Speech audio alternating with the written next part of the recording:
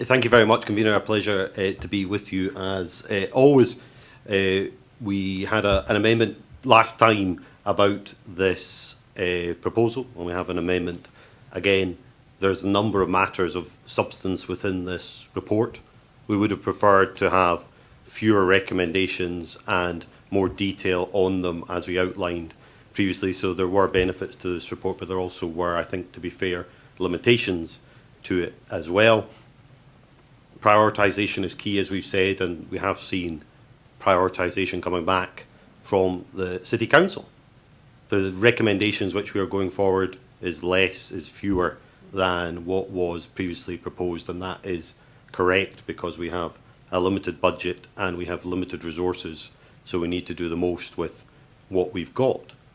So that is why we are saying let's not translate benefits leaflets into countless foreign languages. There already is a requirement under sections 19 and 20 of the Equality Act to have reasonable adjustments and to anticipate those adjustments. So there already is a requirement to provide translation services, just as there is for businesses to provide British Sign Language. So we already have that requirement. What we are doing is expanding that in a way which is, we would suggest, not good for integration.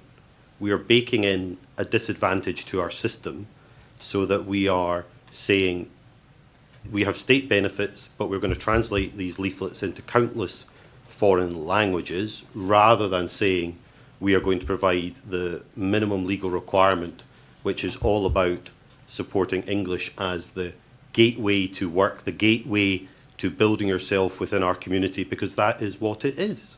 English is the priority language of this country, and we should be focused on that. And that's why we're reflecting what the Scottish Government are doing, spending money on English for speakers of other languages, promoting and assisting people whose main language is not English to become more integrated and to learn that language so that they can grow and thrive for their family. Translating state benefits leaflets into countless foreign languages is not the way to go about that. And this is a decision which is being made at a small committee meeting without broad consultation and broad support from the general public. And we need to take the general public along with us on this. There is a pushback about where we are with certain state benefits, and we've seen that with the announcement over Motability and cutting back on certain cars that are provided. There is a genuine concern amongst the public about this, and I'm sure if you did a poll in the Press and Journal, or you went out to Union Street and you asked people what they thought about translating state benefits leaflets, which are about helping those who really need our help in our city, those who need their income to be maximised, that we were going to translate them into various other languages beyond English, beyond our legal requirements, there wouldn't be a lot of support for that.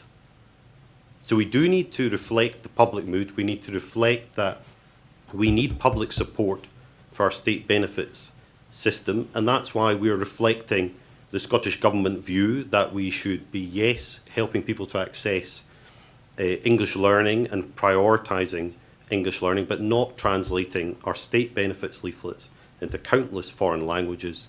And we're also reflecting the comments of the Labour Home Secretary about this, who has quite rightly said, and we've mentioned that in our amendment, that learning the language of this country is a priority. And as a local government, we shouldn't be baking into our system, embedding the fact that we are providing more translation rather than the legal requirements which we are already meeting under sections 19 and 20 of the Equalities Act. We also have a public sector duty under section 149 to work to move and reduce inequality. So we already have the framework there to support people.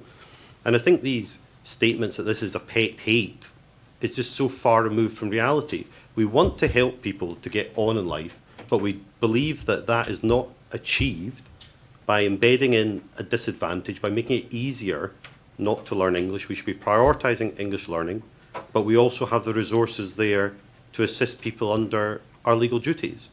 We would be better looking at the translation services that we have, how they can be improved, how they can be accessed, rather than translating these benefits leaflets, which is going to stick in the mouths of the voters, when they find out about this, there's not going to be the broad public support for this. And that is important.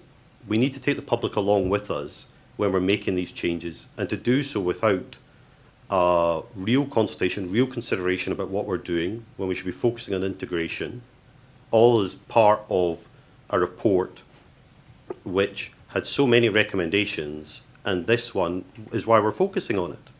Because the general public will be focusing on it, and they'll be saying, how has this decision been reached? Because it is quite a fundamental change from where we are and where we should be.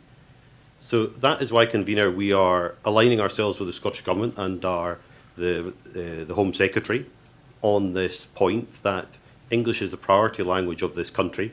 We should be supporting people to maximise their benefits, but not translating those leaflets into countless foreign languages. We already have a duty under the Equality Act to provide translation services, just as we have a duty to provide British Sign Language services and to support people to access that. There's absolutely no requirement to start translating benefits leaflets into countless foreign languages. That is not going to be supported by the public, and that is why we're going to be voting against it today. Very good.